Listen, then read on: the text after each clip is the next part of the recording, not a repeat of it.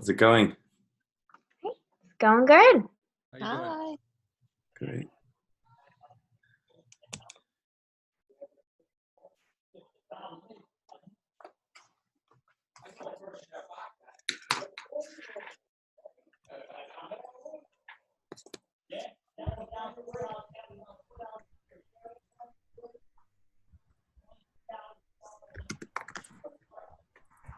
Happy Valentine's Day, everyone. Same to you. Happy Valentine's Day.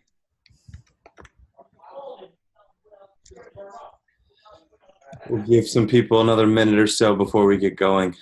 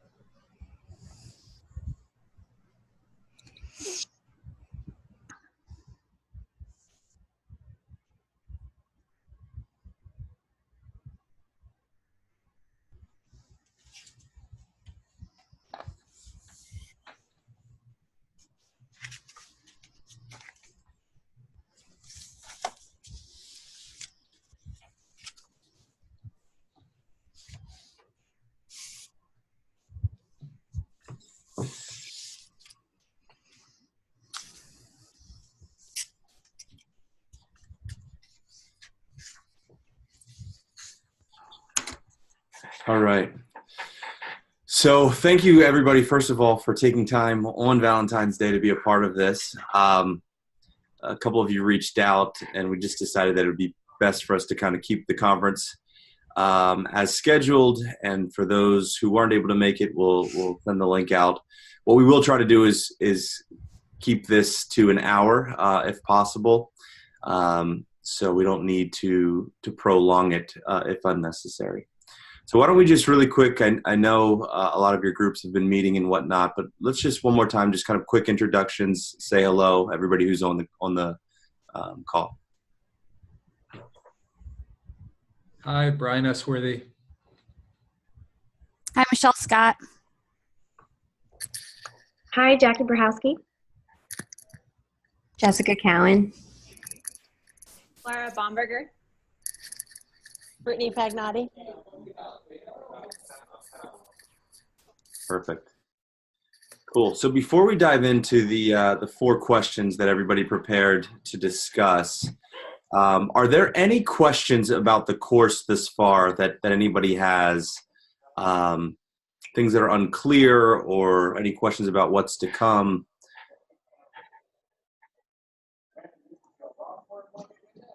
I don't have any, I don't think. How are the group conversations going? I think good. Yeah. Great. Feel like we're making some progress. Everybody should have some feedback on their innovation decks. So any kind of clarifying questions or things that kind of came up after looking at some of the feedback?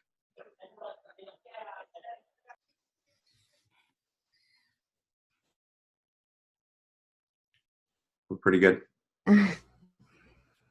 Cool. Great. So let's dive in. So first of all, just kind of like we did last time, why don't we just kind of piece together this this case as it relates to Dropbox? So we like to, as we did last time, we'll say yes and. So just kind of throw some information out there from the case, and we'll build on it with yes and. And then once we have a good amount of information out there, we can start to dive into some of the specific questions.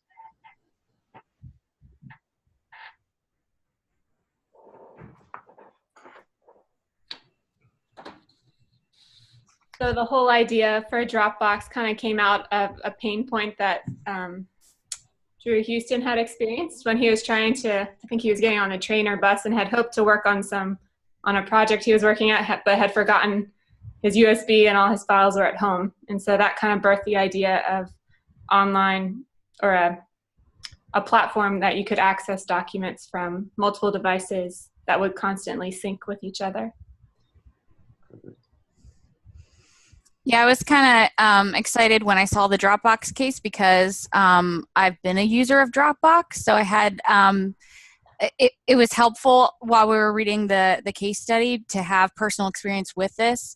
And I found that I was sort of I was right in their target market for individuals, because the original reason that I signed up for Dropbox was because I have 2 kids and I have all these videos and all these pictures, and there was a time when I thought my phone had completely died and all of those things were on it, and they were able to restore my phone, and I was like, okay, now that my phone has been restored, I need to put all this in one place. And with videos and things, that they're large file sizes, and nothing had capacity. So then I signed up for Dropbox, and but through that, I've also started to use it with my business. So I found it to be very interesting in reading this case study about that. That was exactly their target market, was to try to get individuals in there first and then expand it through businesses. And because, I'm actively involved in that space within the business that I work in, it was easy for me to then recommend it for business use within my organization. So I thought it was really neat that I was exactly that target market that they were looking for. And how long ago did you say this was, Michelle, that you first kind of heard of it? It's only been a couple years. So my phone probably crashed maybe 3 or 4 years ago, where I thought it was going to crash. And then, so since then I've used it, not just for personal use, but also like in our job sharing, because I also travel a lot for work too. And, it's nice that I can access my desktop from my laptop. I don't have to be sitting in front of my workstation at work to get any of those things. So when I'm traveling, I still have access to all my documents. I don't have to worry about the USB port to bring with me, because just like Houston, I never remember it. So it's a great tool. Yeah, I also am a user of Dropbox. I honestly can't remember when I started using it, but I found it funny because as I was reading through this, my company does not use Dropbox at all. They like to use OneDrive for a lot of stuff, actually.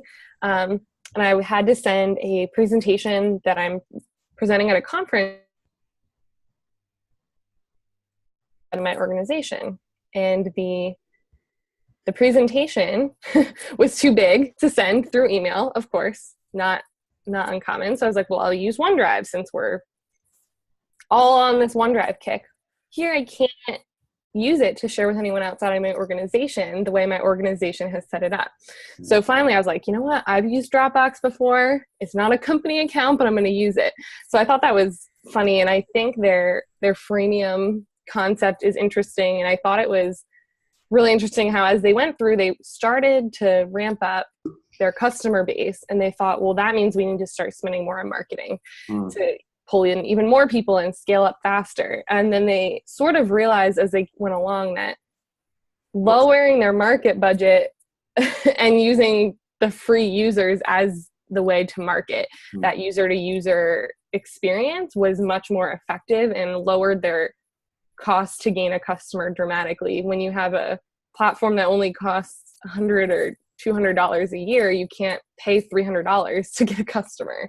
So I just thought that was interesting. They kind of started with a low marketing budget, but then tried something different and said, but they were smart enough to say, you know what, it's not working. The answer is not to keep throwing money at it. It's actually to take a different approach and to try something else to continue to be profitable in that space.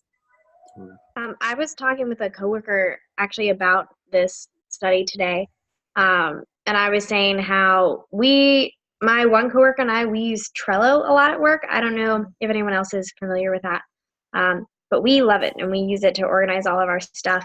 And he was wondering, like, well, like, how do they even make money? I'm like, oh, this is just like the Dropbox case where I was hearing about. And we always tell people in the office, like, oh, like, what do you use to stay organized? Like, you should use Trello. And like, wow, like, I feel like we're just like those Dropbox, like, first proponents of it, and like it filtering like in through the business. because we like all the time, like we have like a new guy that just started that we have him like, oh, yeah, this is the way to go, and he's using that now. And I've used Dropbox for a number of projects that I've worked on for like groups too, because it's nice because you can have I think we had like a shared like email, and it was nice because anytime like anyone would go on there, it was great. I haven't used Dropbox for a while, but it was something I was familiar with. But I definitely saw myself in that same role for their like prime customer for just like a different software. But I'm like, I feel like I can just relate to like all of these and how this is working. Right, right. Can somebody give us a little background on Drew? Kind of what was his domain expertise? I know I remember reading he was really smart. So even at like a young age, he was programming. He had already been a part of like a number of companies. I can't remember if he went to MIT or Harvard, but I remember it was one of those like really big name brands. And he was working on like another project. I can't remember I think that was also like a startup, but he was saying that he just wasn't like as passionate about it. And that was the project that he was working on when he forgot his flash drive, and he was really frustrated. Like, I know like I can fix this problem.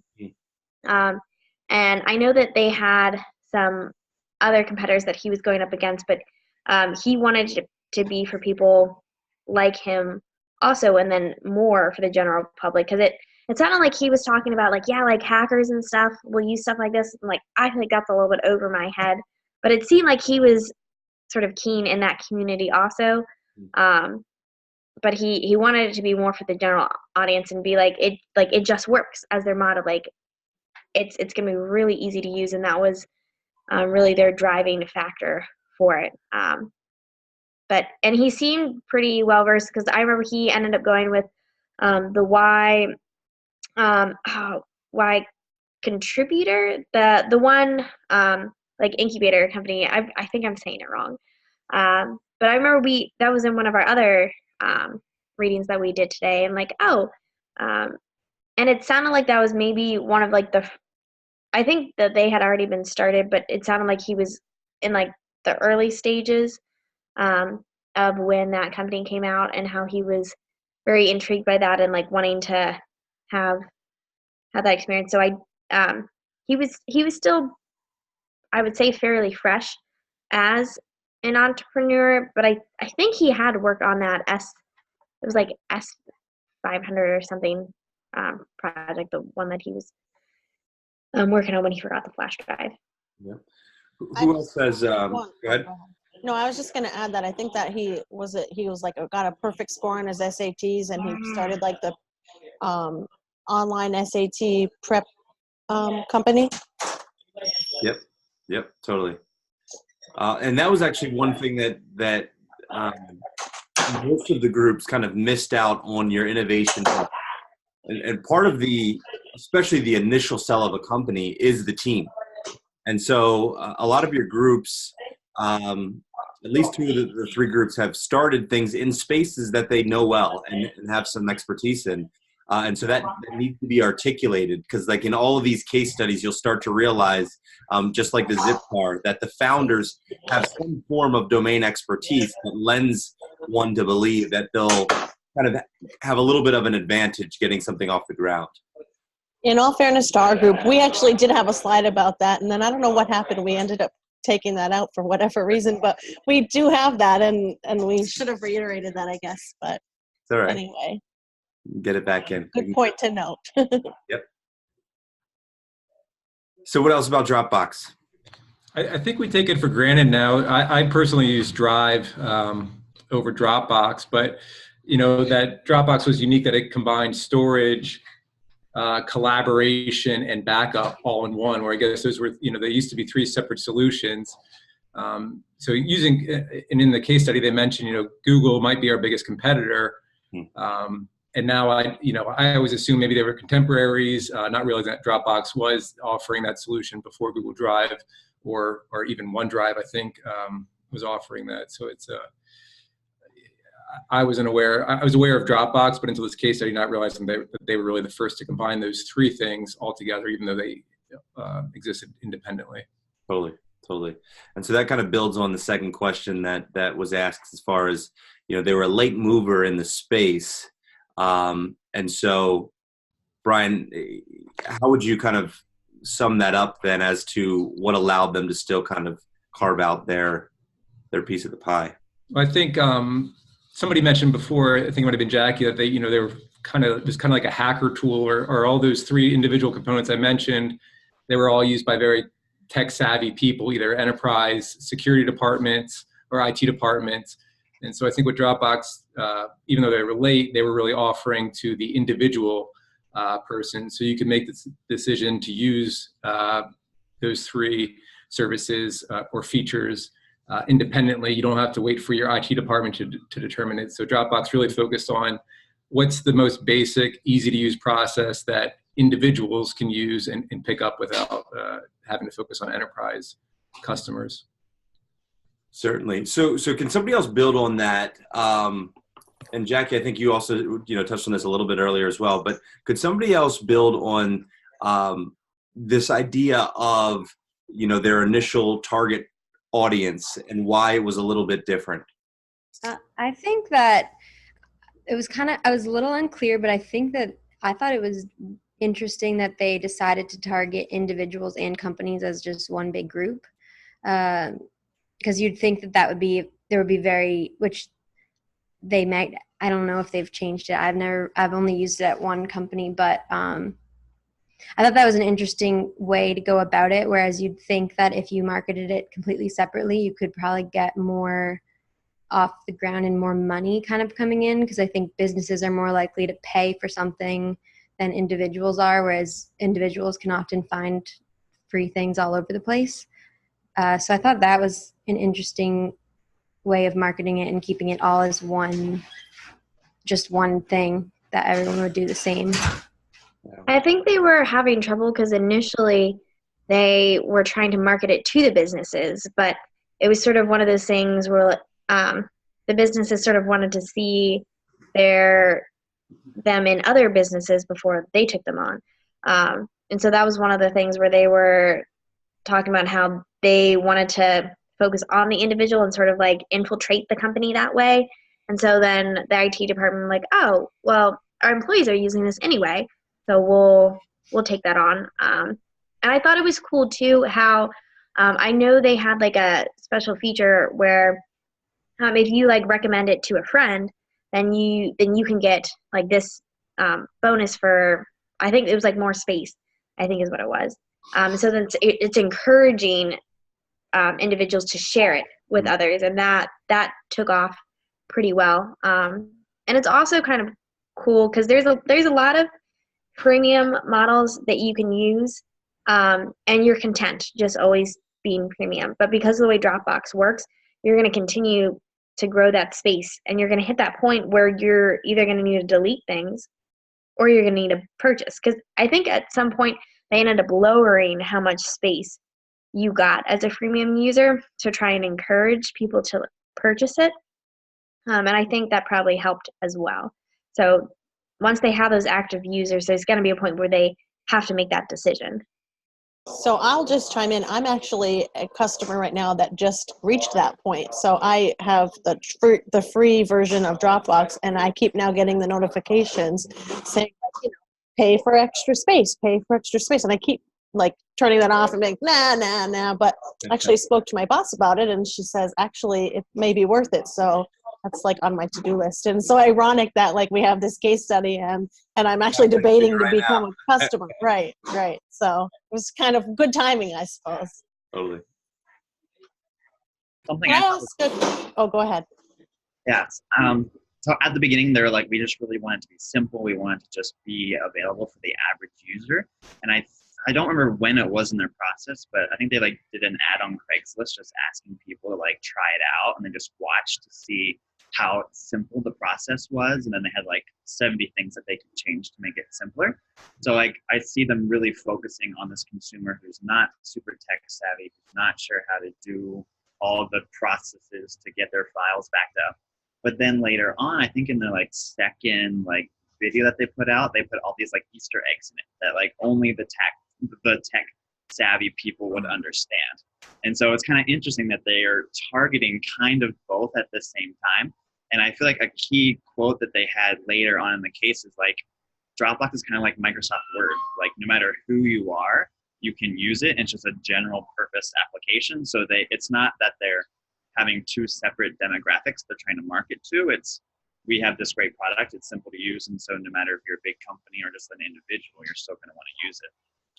Sure. So I want to build on that for a second. And I think, Nathan, you make a good point here. So in the case, they talked a little bit about this kind of the lean startup approach, or the so could someone else build on that piece? Because I think part of it was some of this kind of A/B testing that they've done and they continue to do.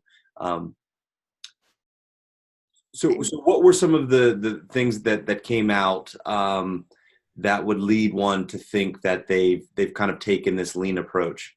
So it was interesting. They kind of actually mentioned it at one point. They talked about how there were two different approaches, and get it out and test it early or be kind of more conservative. And they definitely did, like they posted that video of how it works in the beginning.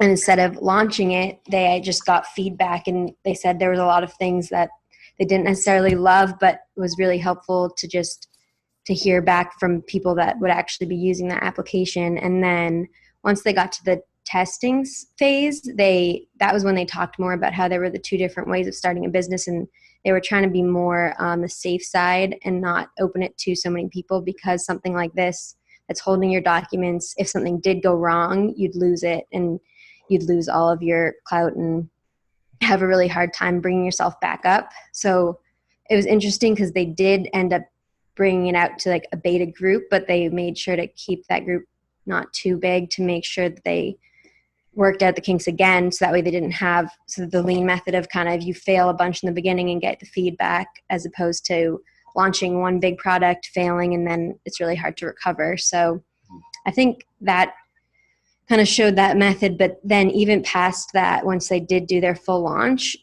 with all of the feedback they would get, and they continued to innovate, which is kind of something else you talked about before, about how you can innovate a great idea, but if you don't continue to build on it and work through it, it's just going to go out of business. So that was interesting too, how they had done that and put up like forums where people could vote for what items that people wanted to add. And then I thought like one of the most interesting was when they had hired people to come and try to like download the software, and they just kind of observed them, and they said it was like the most frustrating thing they'd ever watched when no one could figure it out, but they found like 75 things that they were able to change to improve it. So it just kind of shows in practice more how like it's an interesting concept to just actually see them do it. It makes more sense how you have that the MVP and go out with it and kind of backtrack and go in those cycles until you can get what you want. And then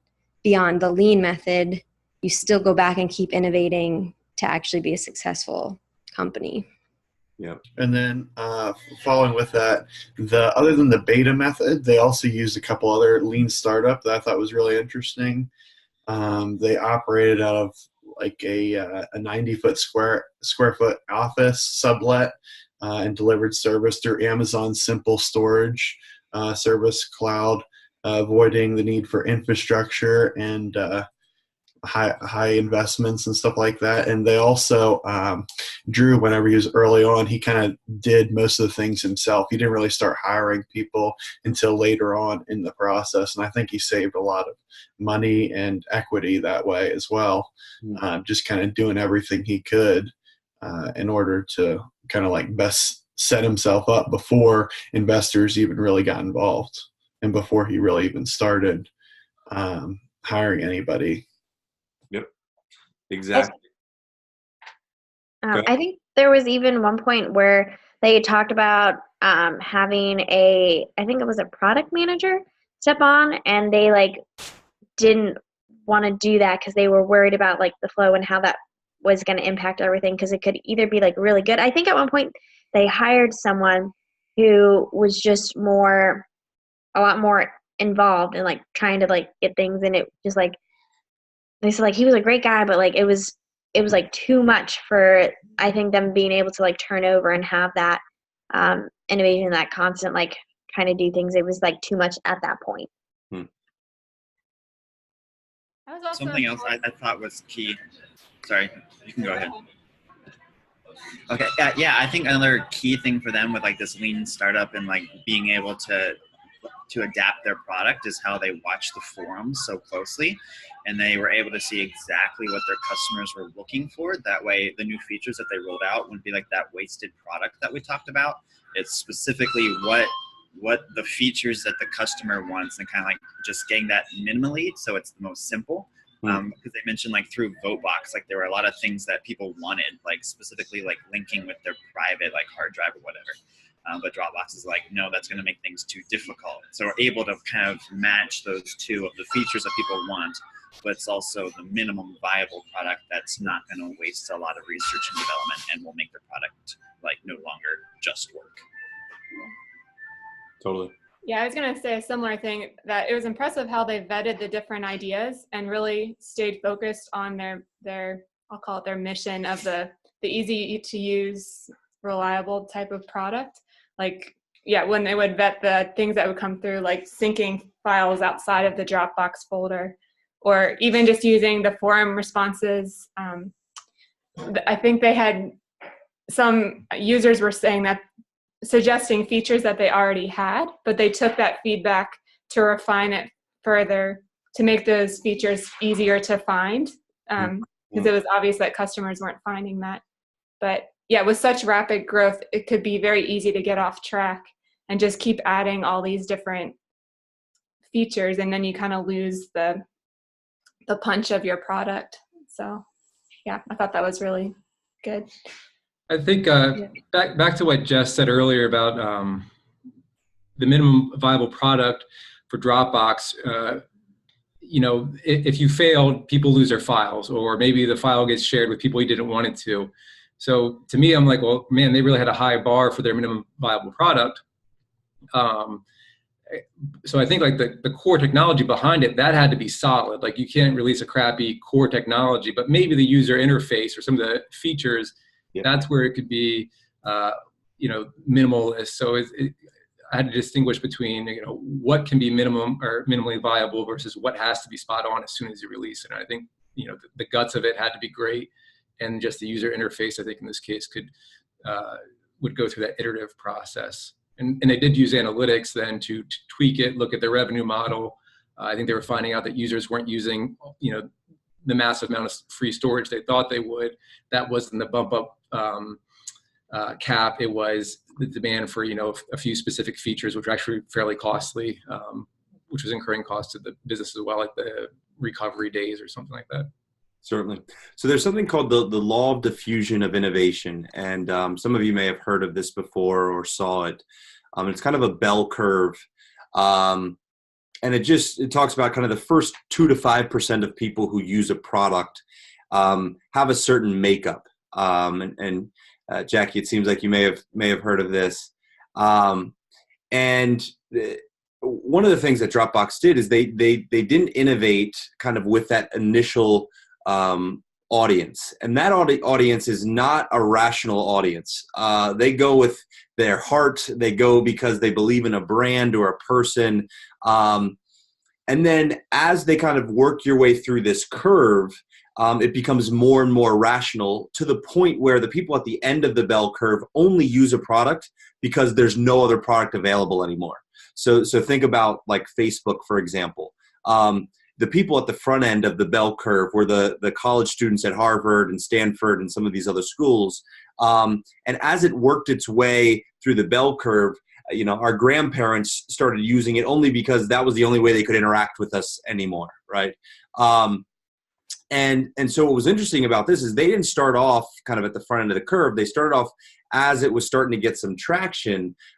But what they did is they kind of not consolidated. They brought these you know, the storage, the sharing, and the synchronizing all together. So there's still some innovation that occurred, but it allowed them to kind of have a little bit more proof of this concept, and that people in fact were that this was in fact a desirable service.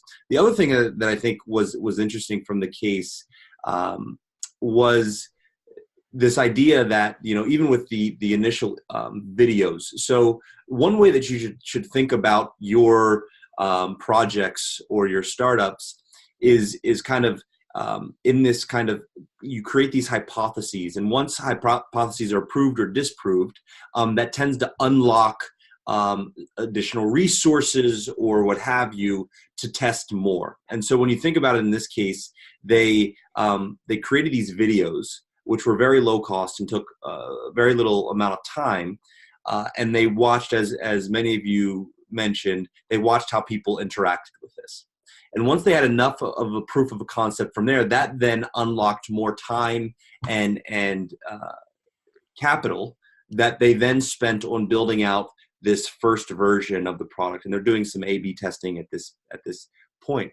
But I think that's critical as you think about your ventures as well, is that number one is you want to hand make it until it hurts, and then you automate. And so a lot of times, and for, I think, at least two of the projects, they're kind of tech based. And even when you have a kind of a tech focused company, there's still a lot of things that you can do that doesn't involve technology to prove out these concepts. And then once you start getting some proof of concept and some traction, that should then unlock additional resources to continue building it out. Does that make sense? So talk a little bit about Dropbox's competitors initially, and specifically as it relates to then how Dropbox decided to price. We talked about the freemium model, but how they decided to price then for their customers.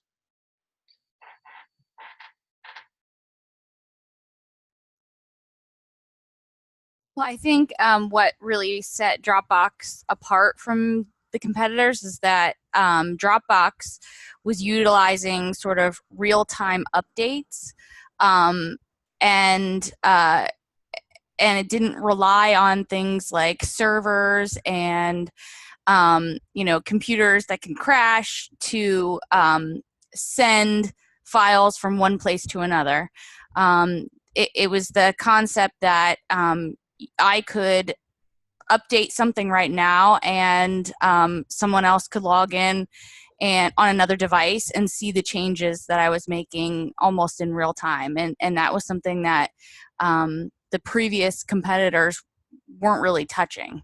They had very slow sort of translation of information because they were currently relying on things like servers that if they were down, or if your internet service was slow or wasn't working properly, then their whole system didn't really work. So I think that's really what the biggest change or the biggest difference between Dropbox and their competitors.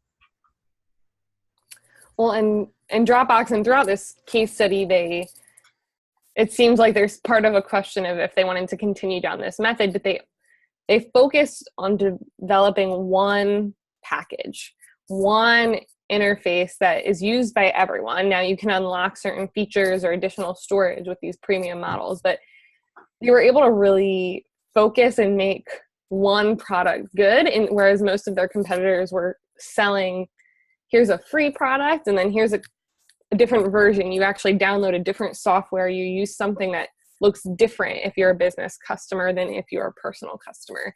And I think for them being able to have a seamless interface, if I want to pay to upgrade my storage, nothing changes. I don't move my files anywhere. I don't download a new software. I use what I already started using. And I think that gave them a lot of traction early on. Compared to their competition, that ease, we talked about so much of their focus and their idea with marketing is I start with the personal and then it leads into their business. And part of the reason that worked so well is because I could actually take that icon on my desktop that I was using for personal use, and as soon as I pay for the upgrade, I'm there, I'm ready to go right there, and use it with my work files and personal files. So I think that was one of the big differentiators for Dropbox. Does anybody know the term that's used when you have a product or a service that gets better when more of your friends use it? that term. So it's a network effect.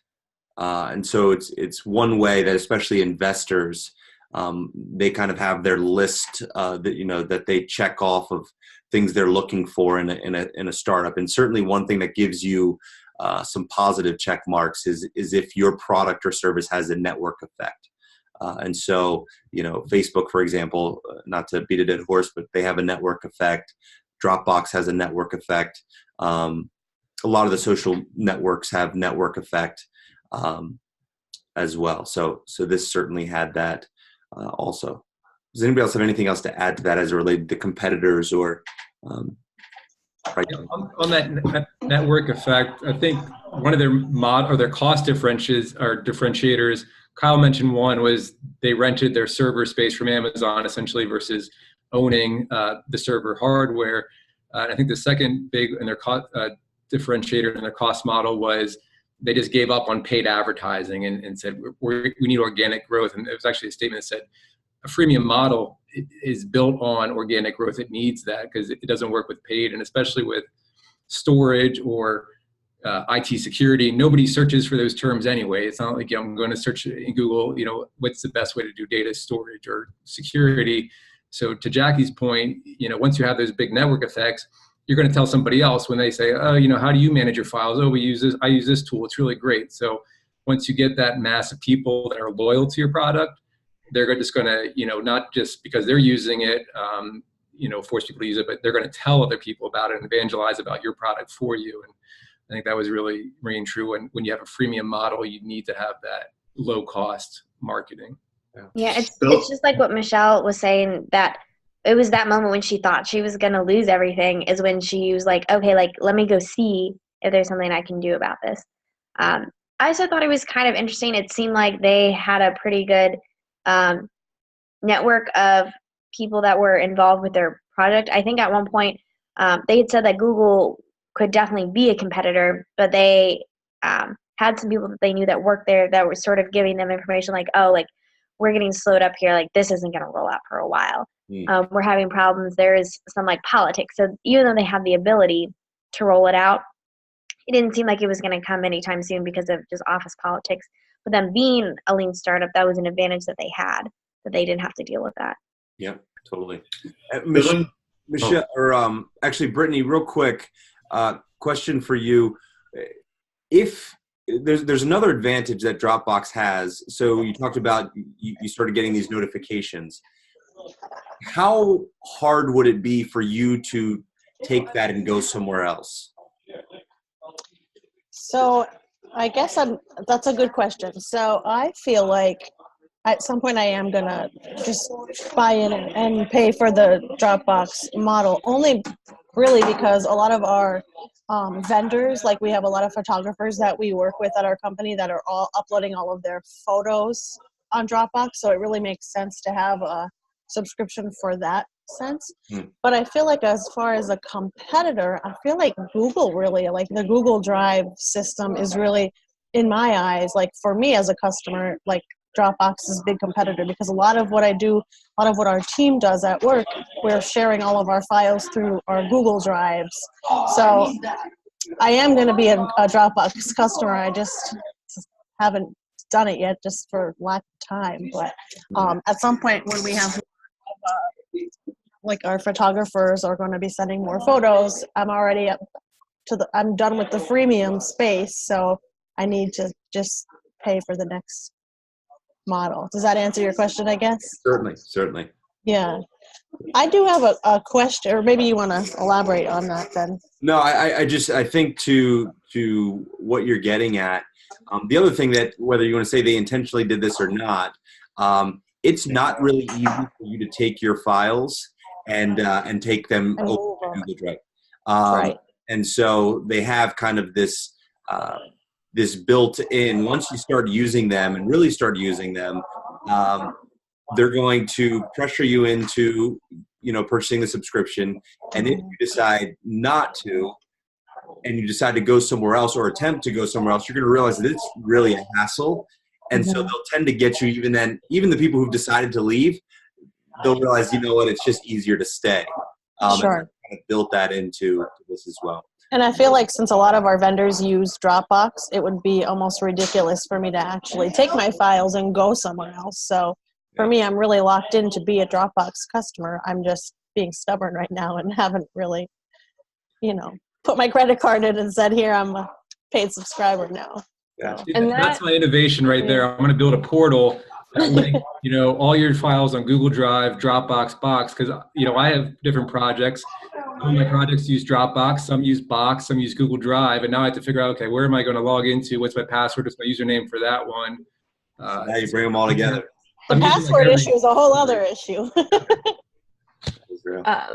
we were talking just a little bit about the act of actually all right, now I got to go put my credit card information. I'm going to pay for it and do it. But I did appreciate they made some mention in here that they were never trying to trick you into it. Like, they wanted you to purchase it because you actually wanted the storage or the features. They weren't going to be kind of one of those companies that says, well, if you put your credit card in, I'll give you 30 days free of extra storage, and then I'll start sneakily charging your credit card without you realizing it, or sending you a statement or a reminder. And so I think that's something that does give people ease, and you get more people in on the freemium model to start of like, I'm very wary to sign up for anything free that I actually have to put my credit card in, right? Or like have that thought of what are they going to do or pay? And I think they built up a good reputation early on as a very trustworthy company that you could use for free. And then if you wanted and you reach the limit and you've been locked in, like you can extend, but that you didn't have like a fear of if you were going to get back charged for something you weren't expecting. Although in the beginning, there was one point where they tried to make it more difficult to sign up for free. They had like displaying like, oh, like sign up and like pay this money. And like when I was reading that part, I was like, oh, like that's so sleazy. And so I was happy that they reverted. Because you want to establish that trust. Because I could imagine being like, oh, like I keep having this recommendation, like, oh, like okay, I'll pay for this, and then finding out from like my coworker, what, like you're using it for free, and like just being like so pissed off, like I'm not going to use this, like I'm just so bitter now, and like having that sort of attitude for it. I am kind of curious today if they're still a lot faster with loading and saving things as some of their competitors, because I know they were talking about how they would track like the changes and they would make saves to the changes and not necessarily like the whole file itself. So I'd be curious how they stand now compared to maybe the current competitors now. But back then that was a big advantage that they had. Yeah, certainly. I feel like something else. Answer that real quick. I think that what their competitive advantage right now is just that as Brittany was talking about, there are just so many people who are utilizing it that it's easier to use it than not necessarily that their product offering is that much different than a Box or a Google Drive, etc. Sorry, Nathan, I interrupted you. No, that's fine. I was just saying that, like, I think it's helpful for them to allow different features to have different kind of steps that people can sign up for. Because we talked about like how Dropbox in some ways is a sharing app, in some ways it's a storage app, backup, all those different things. And like they talked about how like some people just want it to like back up their files, or like I think they said like there's like pack rat, feature or something like that. Yep. So like for me personally, Dropbox is more that backup file. It's not so much a sharing thing or anything like that. It's just, okay, I need to make sure that if my computer crashes, I can find it somewhere. And so like, for me, it's still just a free one, but like if it got to that point, I'd be willing to pay for that feature, not necessarily all the sharing things. Like I was on their website looking today, and it's like, there's all these sharing things, like who's viewed my file, and like I'm never going to use that. Right. So I don't have to invest in those features. I can just start and go from where I want to go. So that's helpful for their like business model, because it allows to tap into a lot of different customer segments. Specifically, why are you coming to Dropbox, and how can we help you more? I think that's helpful for them. Certainly.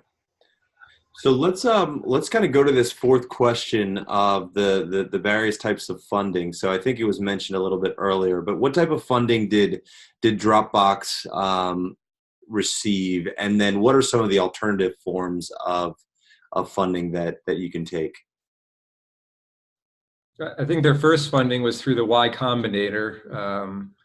which I guess that was seed funding for $15,000, which to me sounded like a really low amount for seed funding for such a big project. And I think I saw in some of the other material that now Y Combinator's minimum investment is like $125,000 at that seed level. But yeah, their first funding was the seed funding from Y Combinator. Yeah. And so what exactly is Y Combinator?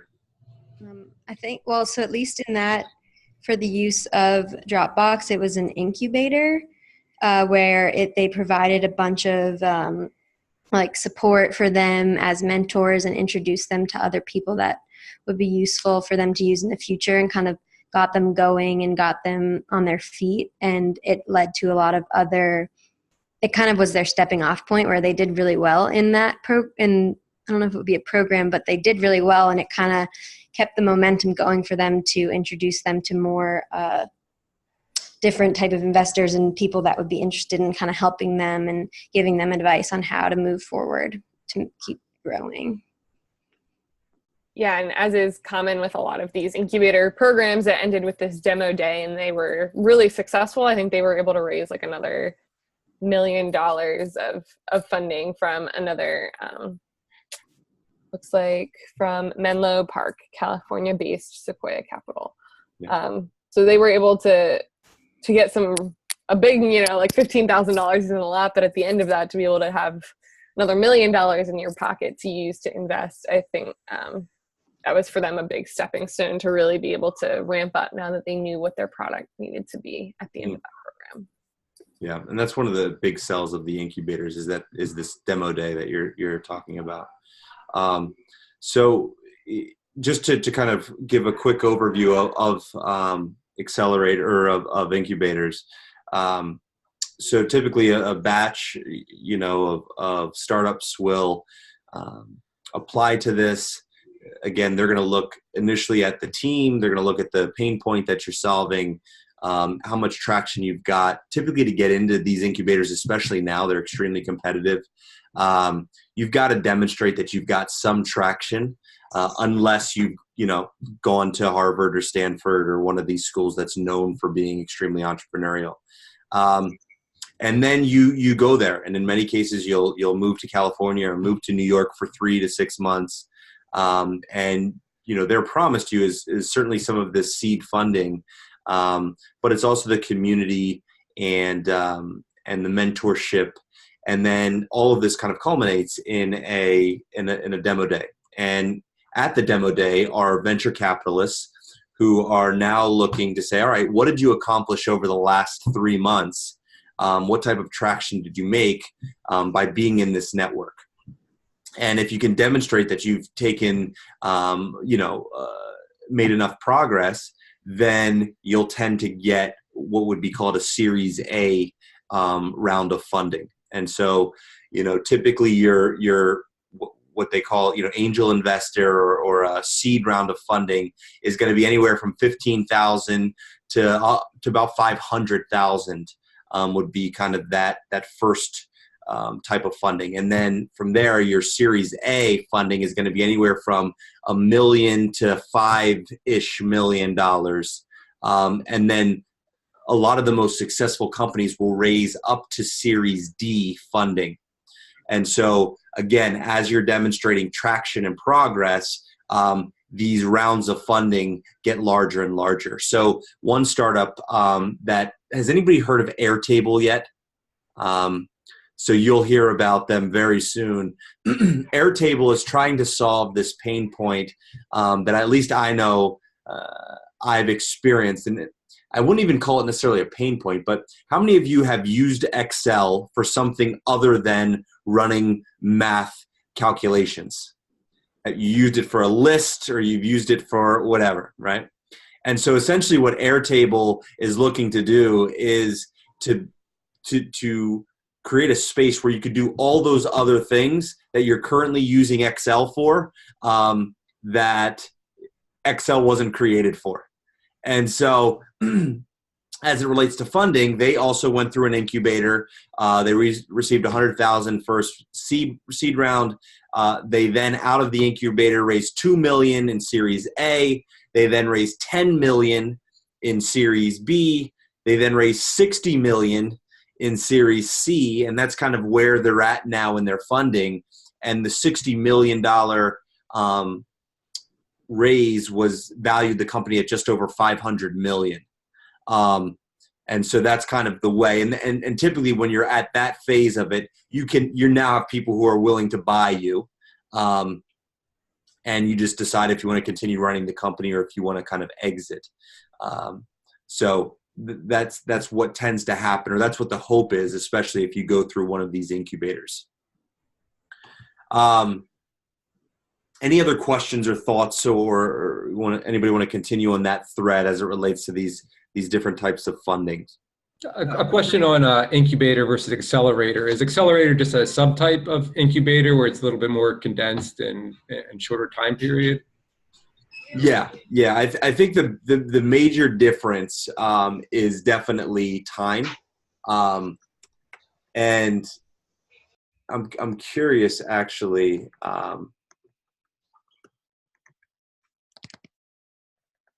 What a quick search will say is the difference, but it's typically a lot of the same offerings, but yeah, it's just a shorter amount of time. And also what tends to happen with accelerators is it's not necessarily as immersive. And so you're not going to necessarily move to a space like California or New York for an accelerator. Just another note on, oh, go ahead. Yeah, thanks. So like a question I had as I was reading through some of the materials about the accelerators and incubators, I was also thinking about like co-working spaces, specifically like WeWork, that like, yes, they're like giving space for these startups, these entrepreneurial people, but they're also like selling community. So I'm curious if you think that there's a little bit of a mixing between like the co-working space and like these accelerators that allows for entrepreneurs to come together, not so much getting mentoring from the accelerator or the incubator, but from each other. And I was just curious what you thought about that. Yeah, and now that you say that is spot on. So co-working spaces and accelerators are very similar. And so the benefit, I was actually for the tech startup we're working on, Box 4, we were in WeWork in New York City. And yeah, I mean, it's essentially a co-working space. You get the community element. The other thing that accelerators do a little bit more than incubators is there are like weekly fireside chats. And so they'll bring in other founders and have them tell you their story, and kind of can ask questions, and you kind of go through this experience together. But yeah, very, very similar to co-working spaces.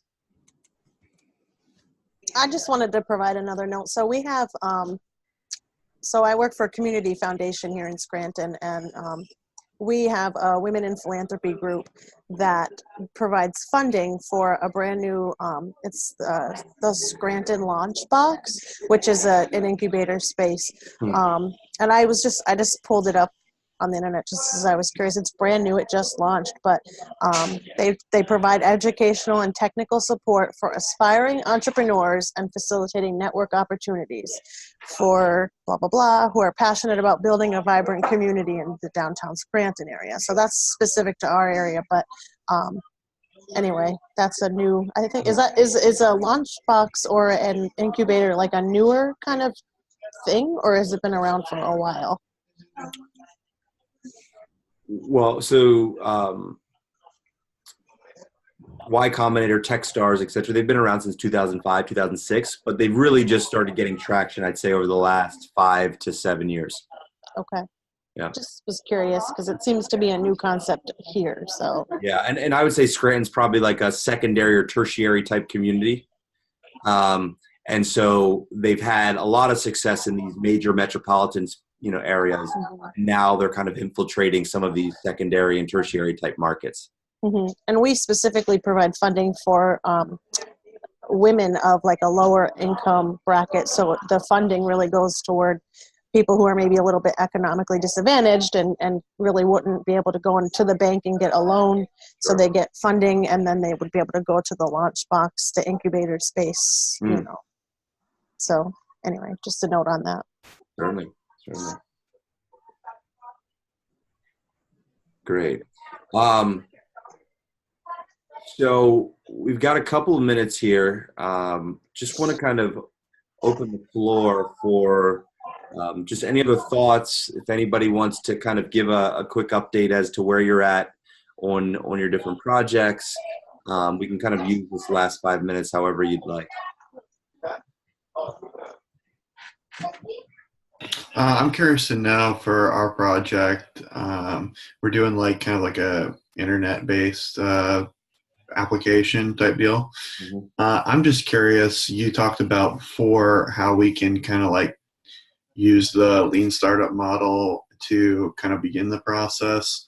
Yep. I wasn't sure what kind of ideas that you might have for maybe our idea to get a little bit up off the ground using that model. Maybe I'm thinking like market research, that kind of thing, possibly surveys, building, knowing that there's a demand. I'm not sure.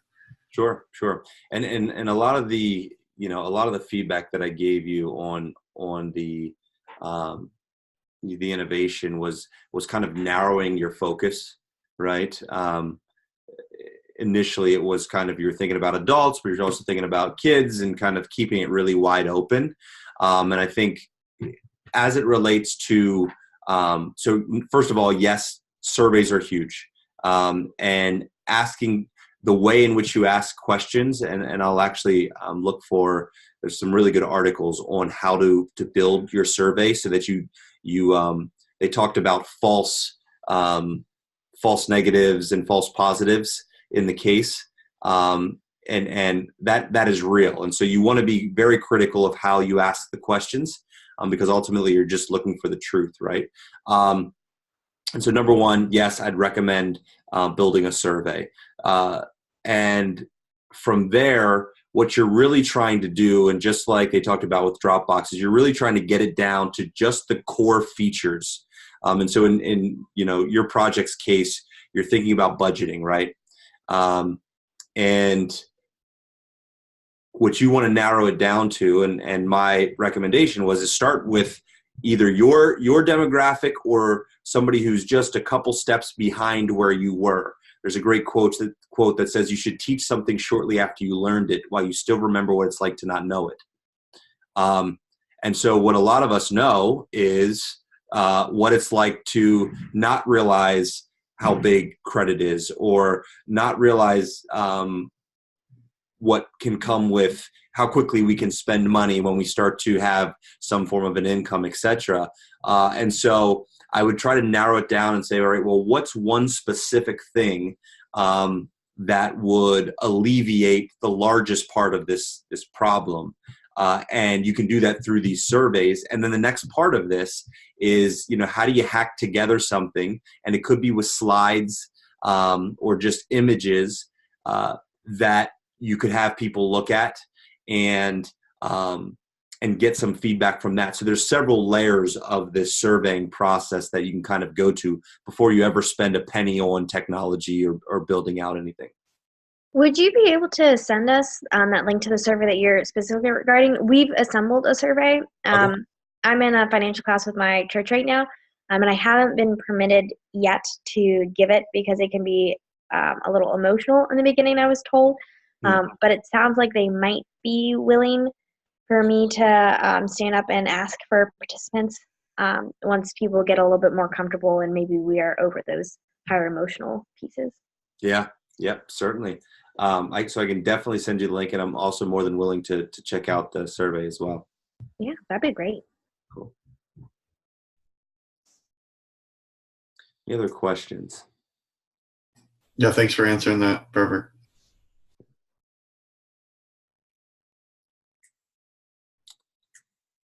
All right.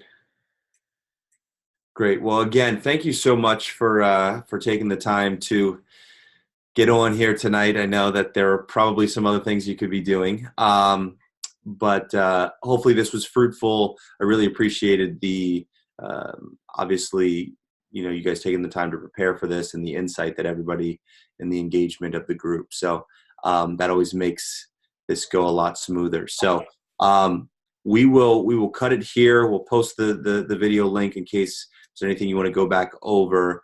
But as always, any questions or anything like that, feel free to shoot. The easiest way is to shoot me a text message or what have you. I've actually had issues getting my Messiah account on my phone. So I have to kind of log in to get that. But feel free to shoot me a text with any questions. And otherwise, we'll just kind of keep these projects moving along. Great. Thank you. All right. We'll see you.